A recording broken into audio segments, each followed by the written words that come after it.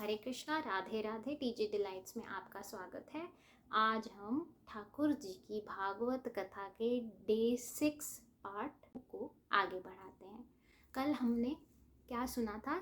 10वें स्कंद का गोपी गीत, गोपियों का भाव जाना था प्रभु के प्रति, और उसके आगे हम चलते हुए कि कैसे ठाकुर जी 11 साल की उम्र में कहाँ आए थे? मथुरा। वहीं से हम आज कथा को आगे बढ़ाएंगे। पहले हम प्रभु की प्रार्थना करते हैं। वक्रतुंड महाकाय सूर्यकोटि समप्रभा निर्विघ्नं कुरु मे देव सर्वकार्येषु सर्वदा। इतना तो करना स्वामी जब प्राण तन से निकले, गोविंद नाम लेकर फिर प्राण तन से निकले। श्री गंगा जी का तट हो या जमुना जी का तट हो, मेरा सांवरा निकट हो जब प्राण तन से निकले। श्री वृंदावन का थल हो, मेरे मुख में तुलसी दल हो, विष्णु चरण का जल हो जब प्राण तन से निकले। वह सांवरा खड़ा हो, बंसी का स्वर भरा हो, तिरछा चरण धरा हो जब प्राण तन से निकले। सिर सोहना मुकुट हो, मुखड़े पे काली लट हो, यही ध्यान मेरे घट हो जब प्राण तन से निकले। जब प्राण कंठावे कोई रोग ना सतावे, यम दर्श ना दिखावे जब प्राण तन से निकले। मेरे प्राण निकले सुख से, तेरा नाम निकले मुख से, बच जाऊं घोर दुख से जब प्राण तन से निकले। उस वक्त जल्दी आना, नहीं शाम भूल जाना, बंसी की धुन सुनाना, राधा जी को संग में लाना जब प्राण तन से निकले। बोले बांके बिहारी लाल की जय। गुरु ब्रह्मा गुरुर्विष्णु गुरुर्देवो महेश्वरा, गुरुर साक्षात् परब्रह्म तस्मै श्री गुरुवे नमो। वंशी शोभित कर मधुर नील जलत तन श्याम, अरुण अदर जनु विमल फल नयन कमल अभिराम। पूर्ण इंद अरविंद मुख पीतांबर शुभ साज, जय मनमोहन मदन छवि कृष्ण चंद्र महाराज।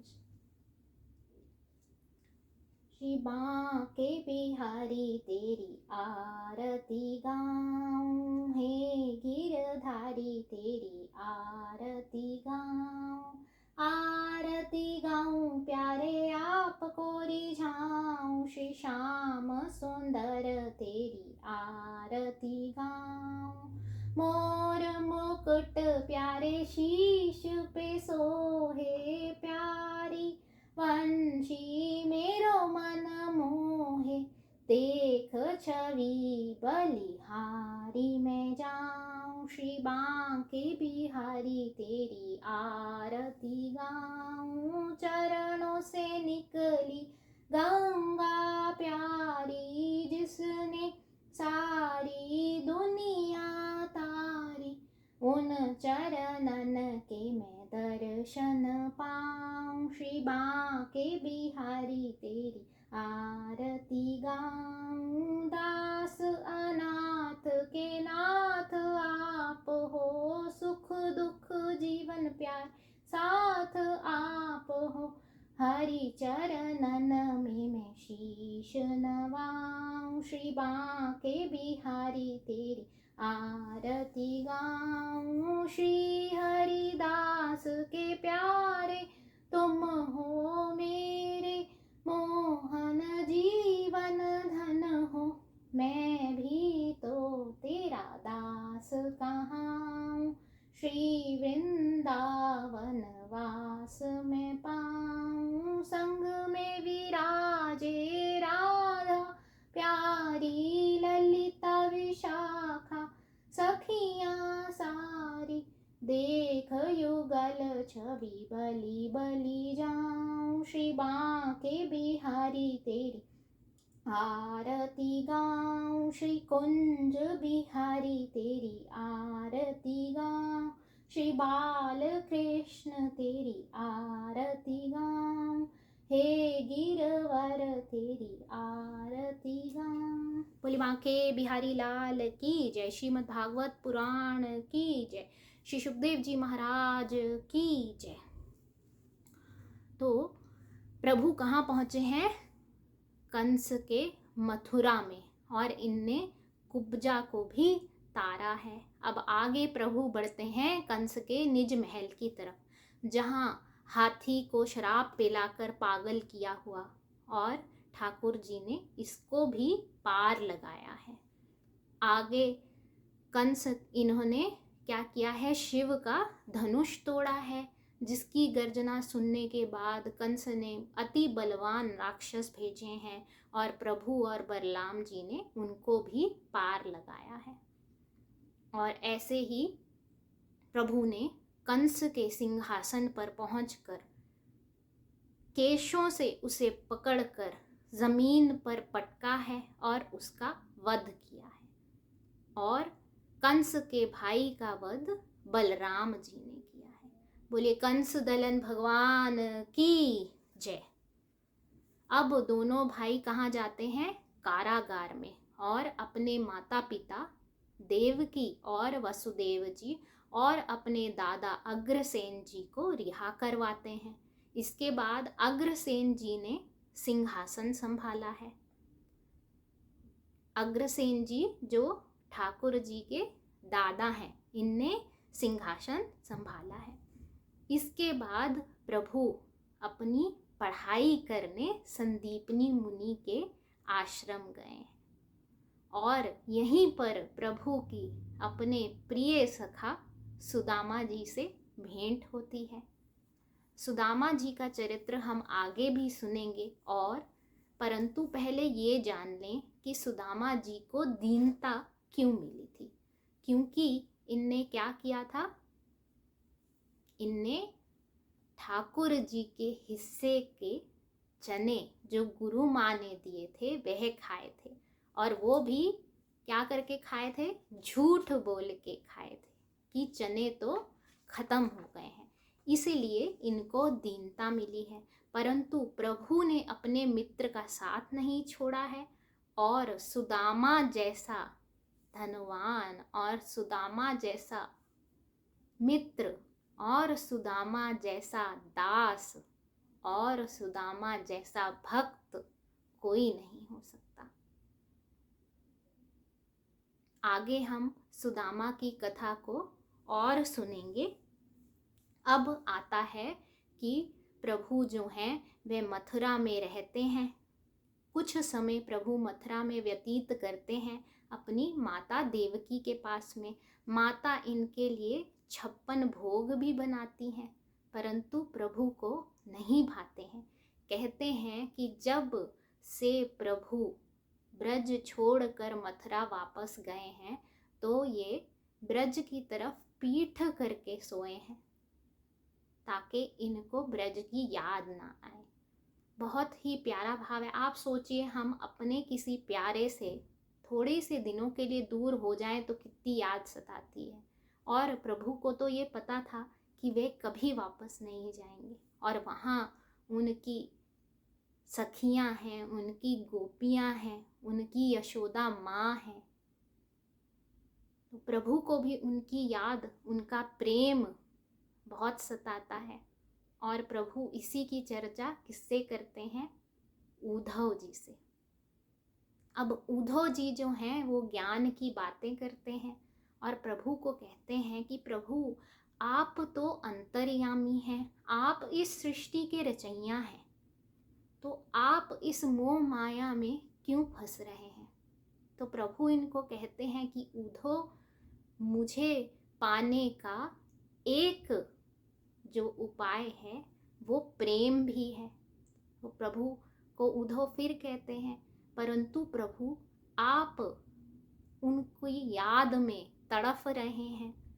वो आप जो परम शक्ति हैं, कभी भी कहीं जा सकते हैं, और आपकी ही ये सारी रचना है। ये कैसा भाव है?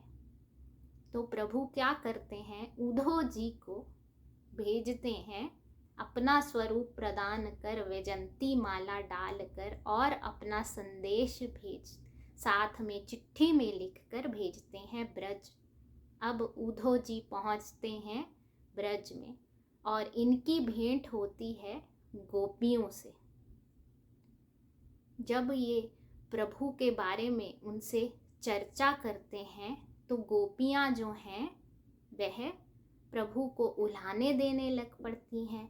उनको दोस्त की तरह, एक प्रियतम की तरह अलग अलग भाव से उल्हाने देती हैं। तब उद्धव जी उनसे ज्ञान की बातें करते हुए कहते हैं कि वे जिसे तुम अपना प्रियतम मानती हो या जिसे तुम भंवरा कह उल्हाने देती हो, वो तो परम पिता है। बहुत ज्ञान से समझाने की कोशिश की है उद्धव जी ने, परंतु गोपियां जो है निर्मल हृदय से अपना सब त्याग कर प्रभु के प्रेम में पड़ चुकी हैं। और क्या कहती हैं उद्धव जी को? बोले बांके बिहारी लाल की जय। ये तो प्रेम की बात है उद्धव, बंधगी तेरे बस की नहीं है। ये तो प्रेम की बात है उद्धव, बंधगी मेरे बस की नहीं है। यहाँ सिर दे के होते हैं सौदे, आशिकी इतनी सस्ती नहीं है। यहाँ सिर दे के होते हैं सौदे, आशिकी इतनी सस्ती नहीं है। प्रेम वालों को कब वक्त सूझा, उनकी पूजा में सुन ले उद्धव। यहाँ दम दम पे होती है पूजा, सर झुकाने की फुर्सत नहीं है। यहाँ दम दम पे होती है पूजा, सर झुकाने की फुर्सत नहीं है। ये तो प्रेम की बात है उद्धव, बंदगी इतनी सस्ती नहीं है। जो असल में है मस्ती में डूबे, उन्हें क्या परवाह जिंदगी की। जो उतरती है चढ़ती है मस्ती, वो हकीकत में मस्ती नहीं है। ये जो प्रेम की बात है उद्धव, आशिकी इतनी सस्ती नहीं है। जिसकी नजरों में है शाम प्यारे, वो तो रहते हैं हर पल न्यारे। जिसकी नजरों में है शाम प्यारे, वो तो हर पल है रहते न्यारे। जिसकी नजरों में मोहन समाया, वो नजर फिर तरसती नहीं है। ये तो प्रेम की बात है उद्धव, आशिकी इतनी सस्ती नहीं है। यहाँ दम दम पे होती है पूजा, सर झुकाने की फुर्सत नहीं है। ये तो प्रेम की बात है उद्धव, आशिकी इतनी सस्ती नहीं है। बोली बांके बिहारी लाल की जय, श्रीमद् भागवत पुराण की जय। तो ऐसे गोपियों ने अपने मन की व्यथा फूट फूट कर रोई हैं गोपियाँ उद्धव जी के सामने, लज्जा त्याग दी है और कहती हैं कि हमारे लिए तो सब कुछ मोहन है। हमने सब कुछ त्याग कर उसे, जिसको तुम परम पिता कहते हो, उसे पति के रूप में वर्ण किया है। तब उद्धव जी का ज्ञान तो धरा का धरा रह गया है और उन्हें प्रेम भाव समझ में आया है। और प्रेम ही वह भाव है जिससे कलयुग में आप ठाकुर जी को पा सकते हैं।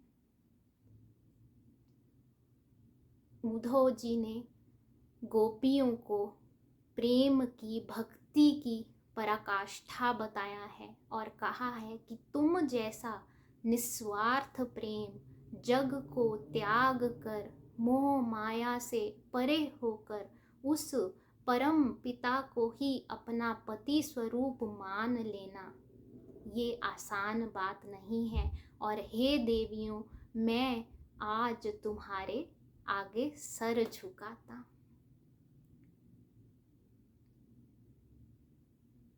और प्रभु ने भी गोपियों को सर्वश्रेष्ठ ही माना है, इसलिए ठाकुर जी का प्रेम जगाना है तो उनकी गोपी बनने की कोशिश कीजिए। गोपी बनेंगे तभी ठाकुर जी आपको अपनाएंगे, और जब वो अपना लेंगे फिर तो और कुछ रह ही नहीं जाएगा, है ना। फिर तो ठाकुर हमारा और हम ठाकुर के।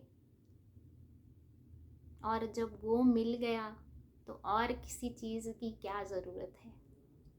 उसके पास रहने के बाद, उसका हो जाने के बाद किसी चीज़ की कमी रह जाएगी क्या।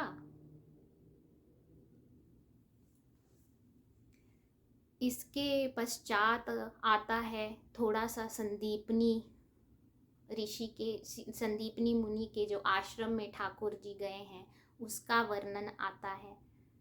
इसके बाद वापस आकर ठाकुर जी किसको मिले हैं, पांडवों को। इन्होंने पांडवों का भी उद्धार किया है, उन्हें हस्तिनापुर का राज्य दिलवाया है, और अंत में उन्हें क्या बताया है कि उनको जो उन्होंने पाप किया था, अपने संबंधियों को मारा था ना महाभारत में, उसका पश्चाताप करने के लिए उनको आगे भेजा है इन्होंने उत्तराखंड की तरफ, जो जोशी मठ से भी आगे तपस्या के लिए। इसका वर्णन आता है भागवत में कि कैसे ठाकुर जी अर्जुन के सारथी बने हैं महाभारत में, और गीता का उपदेश भी दिया है, और अंत में पांडवों को महाप्रयाण के लिए उत्साहित किया है, और स्वयं चले गए हैं। इसके बाद ठाकुर जी कहाँ, द्वारका। इन्होंने बहुत से राजाओं, दुष्ट राजाओं को सबक सिखाया है, इनके अनेकों नाम पड़े हैं, कभी किसी भक्त का भला करते हुए, कभी अपनी सारी प्रजा को बचाने के लिए। एक युद्ध के बीच में जब ठाकुर जी आकाश मार्ग से अपनी सारी प्रजा को अपने संग द्वारका ले गए हैं, तब इनका नाम क्या पड़ा है, रणछोड़। ऐसे ठाकुर जी के ने कई भक्तों को पार लगाया है और कई नाम भी धारण किए हैं। अनेकों नाम हैं ठाकुर जी के। इसके बाद आती है चर्चा कि माता अब क्या सोचती हैं कि ठाकुर जी का विवाह कर देना चाहिए। अब ठाकुर जी के विवाह से पहले किनका विवाह होता है, बलराम जी का। और लक्ष्मी स्वरूपा जो हैं हमारी, कौन, राधा जी तो हैं, वो तो प्रभु की शक्ति हैं, परंतु ठाकुर जी का विवाह किससे हुआ था, पटरानी सबसे पहली कौन थी, रुक्मणी जी। तो रुक्मणी जी जो विदर्भ के राजा की पुत्री हैं, यह अपने मन में संकल्प कर चुकी थी कि ये प्रभु को ही वर के रूप में पाएं। और इनका जो भाई था रुक्मी, उसे प्रभु नहीं भाते थे। उसका सब जो शिशुपाल, शैल्य, जो राजा कृष्ण जी को अपना दुश्मन मानते थे और दुष्ट थे, उसकी संगत उन्हीं के साथ थी। तो शिशुपाल के साथ इसने अपनी बहन का विवाह निश्चय किया है, परंतु जो हमारी देवी जी हैं उनको तो केवल प्रभु ही भाते हैं। तो अब वो प्रभु को क्या करती हैं रुक्मणी जी, एक चिट्ठी लिखकर ब्राह्मण के हाथ भेजती हैं कि मैंने तन मन से आपको पति के रूप में मान लिया है, और आप अगर मुझे यहाँ से पत्नी के रूप में नहीं लेकर गए तो मैं अपने प्राणों का परित्याग कर दूंगी। अब प्रभु को जब ब्राह्मण देव ये सूचना देते हैं, रुक्मणी जी का भाव बताते हैं कि रुक्मणी जी ने क्या लिखा था और पत्रिका में कि मैं शाम को अपनी सखियों के संग गौरा माता की पूजा करने जाऊंगी, वहां पर आकर आप मुझे ले जाइएगा। तो प्रभु ने एक पल की भी देरी नहीं की है और ये रातों रात ही निकल पुरे हैं कुंडिलपुर के लिए। अब कुंडिलपुर जो ब्राह्मण हैं वो भी इनके साथ गए हैं और इनको ढूंढते हुए जब बलराम जी इनके कक्ष में आए हैं तब उनको भी क्या मिला है, संदेश मिला है रुक्मणी जी का। तो वो भी ठाकुर जी के पीछे पीछे कुंडिलपुर के लिए निकले हैं। अब इधर शिशुपाल जो है वो सारे राजाओं के साथ बारात क्या सेना ही ला रहा था। सुबह हो गई है, भोर का समय है, बधाई गान बज रहा है, बंधनवार बंधे हुए हैं और उधर बारात भी सेना रूपी बारात आ रही है और इधर जो रुक्मणी जी हैं वह अपनी जो पूजा है उसको करने शादी से पूर्व लड़कियां गौरा जी के मंदिर में जाती हैं। तो वहाँ गई हैं और क्या मांगती हैं गौरा माता से कि मुझे आप कृष्ण ही पति के रूप में दीजिए। इन्होंने बड़ी ही सुंदर प्रार्थना की है माता गौरा से और अपनी सखियों को क्या कहती हैं, आओ मेरी सखियों मुझे मेहंदी लगा दो, मेहंदी लगा दो, मुझे सुंदर बना दो, मुझे श्याम सुंदर की दुल्हन बना दो। तो अब इधर रुक्मणी जी भगवान श्री कृष्ण का इंतजार कर रही हैं और ठाकुर जी भी ठीक समय पर मंदिर के आगे आ जाते हैं और झट से रुक्मणी जी का हाथ पकड़कर इनको अपने संग ले जाते हैं, तीव्र गति से अपना रथ चलाते हुए। और इधर जो बलराम जी हैं उन्होंने पीछे सारी सेना रूपी बारात को संभाला है। घनघोर युद्ध हुआ है। जो रुक्मी है वो किसी तरह ठाकुर जी के पीछे पीछे पहुंच गया है और ठाकुर जी ने इसको मारना चाहा है। तब किसने रोका है उनको? बलराम जी ने ही रोका है कि अब ये संबंधी हो गया है तो इसको मारना उचित नहीं है। फिर वापस आकर ठाकुर जी का विधिवत रुक्मणी जी के संग विवाह हुआ है और रुक्मणी जी ठाकुर जी की सबसे पहली पटरानी बनी है, जो कि लक्ष्मी जी का रूप भी है। बोलिए रुक्मणी वल्लभ लाल की जय, श्रीमद् भागवत पुराण की जय। तो ऐसे ही ठाकुर जी का विवाह रुक्मणी जी के साथ हुआ है। क्यों? क्योंकि रुक्मणी माता ने किसका स्वरूप थी? लक्ष्मी जी का स्वरूप थी, परंतु उन्होंने अपनी मन की बात अपने मन से, अपने हृदय से प्रभु को ही अपना माना था।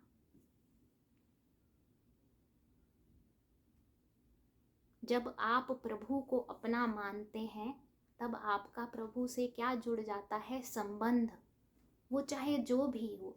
एक कृष्ण ऐसे भगवान हैं जिनके साथ आप कोई भी संबंध जोड़ सकते हैं। वह चाहे सखा का हो, चाहे पुत्र का हो, चाहे प्रेमी का हो। बस भाव प्रबल होना चाहिए, भाव शुद्ध होना चाहिए।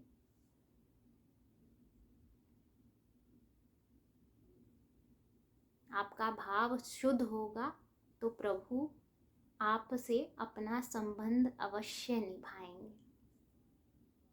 प्रभु को अपना बनाइए, प्रभु से प्रेम कीजिए, प्रभु को अपने दिल में बसाइए। अब दिल में बसाने के लिए पहले दिल को साफ भी करना पड़ेगा ना। अभी तो इसमें कितनी मोह माया है, थोड़ा सा कुछ हो जाता है तो हम दुखी हो जाते हैं, थोड़ा सा कुछ अच्छा हो जाता है तो खुश हो जाते हैं। सुख दुख तो नित्य के साथी हैं, परंतु भक्ति जो है ना वो हर रूप में रंग लाती है। तो प्रभु के भक्त बनिए, फिर आपको ना तो सुख दिखेंगे ना दुख दिखेंगे, हर तरफ वह मुरली मनोहर ही दिखेगा।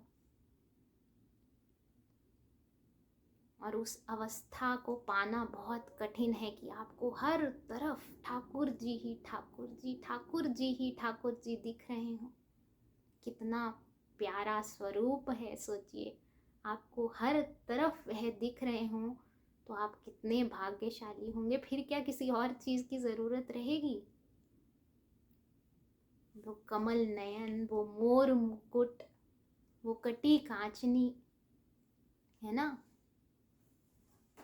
वो ठाकुर जी से प्रेम कीजिए, और जो प्रसन्नता उनका नाम लेने में, उनसे प्रेम करने में मिलती है ना, जो खुशी, उसको कोई आपसे छीन नहीं सकता। जो दुनिया के पदार्थों में खुशी मिलती है वो तो कुछ क्षणों की होती है, वो खुशी होती है ना, इसलिए। और जो ठाकुर जी के प्रेम में मिलता है ना, वो आनंद होता है, उसे कोई नहीं छीन सकता। तो उस आनंद को पाने के लिए ठाकुर जी से प्रेम कीजिए, उनको अपना सखा बनाइए, उनको अपना भाई बनाइए, जो बनाना है बनाइए। इस मामले में ठाकुर ने खुली छूट दी है, आप बनाइए तो सही। आप एक कदम बढ़ाएंगे ना उनकी तरफ तो वो 100 कदम ले आएंगे आपकी तरफ।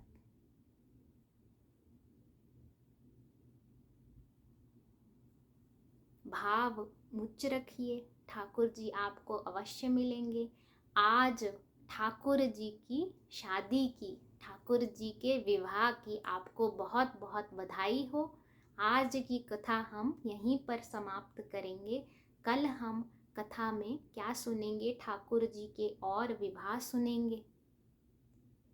आगे की कथा यहीं से हम करेंगे।